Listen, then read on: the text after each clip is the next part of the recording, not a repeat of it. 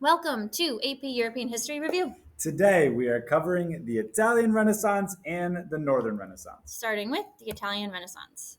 So, Renaissance itself is a period of European cultural, artistic, political, and economic quote unquote rebirth. And Renaissance, the word itself, means rebirth, hence the name. And what's going to happen is the period before this is going to forget kind of about these things, but the Renaissance refocuses on classical philosophy, literature, and art. And in art specifically, they're going to focus on these two concepts called humanism and naturalism. Humanism, we're going to get into a couple of slides, while naturalism is a focus on realism. So we're not using big, grand, symbolic gestures or symbols. It's kind of depicting life for what it is. And as the name suggests, the Italian Renaissance happens in Italy. And I don't want us thinking it's Italy that we know of today.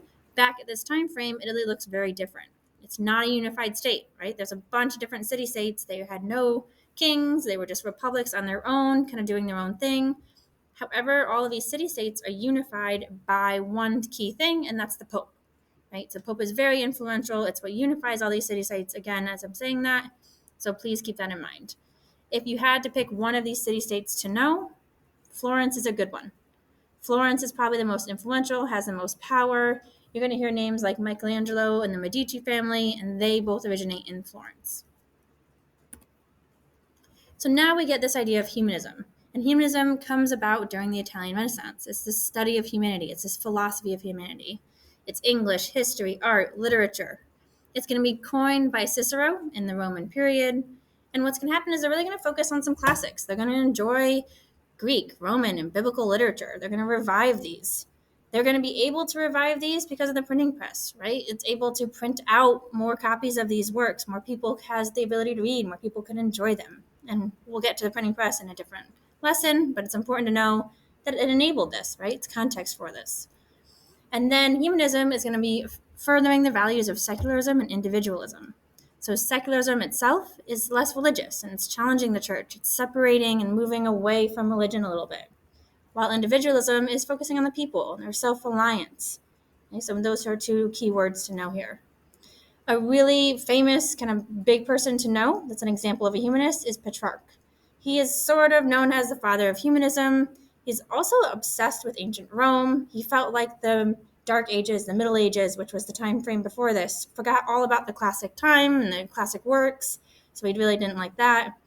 He's also going to write in the vernacular, and this is a really big word that College Board likes to throw around a lot, and that pretty much takes something that's not that legible or easy to read for the common person and puts it in the common tongue, right? Like even today, we'd probably have a little struggle reading Greek and Roman literature, but if you write in the vernacular, it takes it and puts it into easier terms to understand. And then Petrarch is also going to write poems for women and children about their various roles in society. So Petrarch is a really good humanist to know. Another branch of humanism is called civic humanism. And civic humanism is using the ideas of humanism, but in this sense, to think about the role of the government. And so this is a callback to the Roman Republic, not the Roman Empire, but the Roman Republic.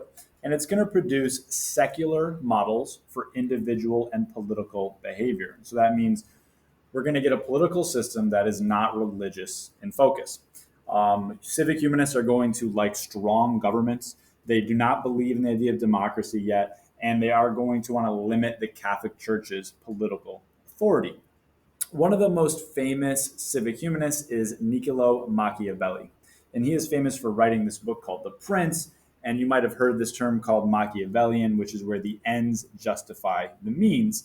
And the idea being here is that a leader should do things that are going to better society, even if it's going to anger a few people or even if it's going to cause a few ripples, right? You got to break some eggs to make an omelet.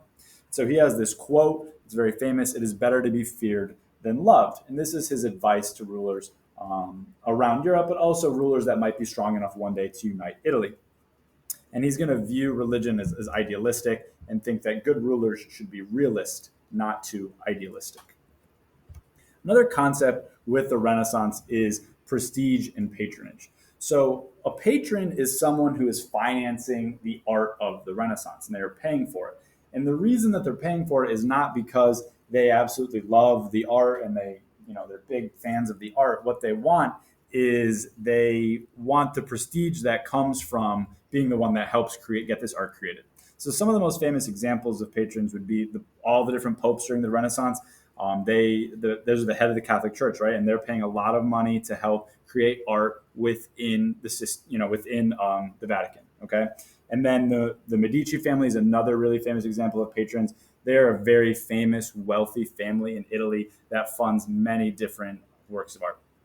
And some of the artists that create this art are like Michelangelo with the statue of David, Donatello, Raphael, Leonardo, and Brunelleschi. And this is what you see pictured here. This is the dome in Florence, which is actually funded by the Medici family. And this is one of the most famous things. If you've ever been to Florence, you can go take a look at this. But this is one of those ideas of patronage.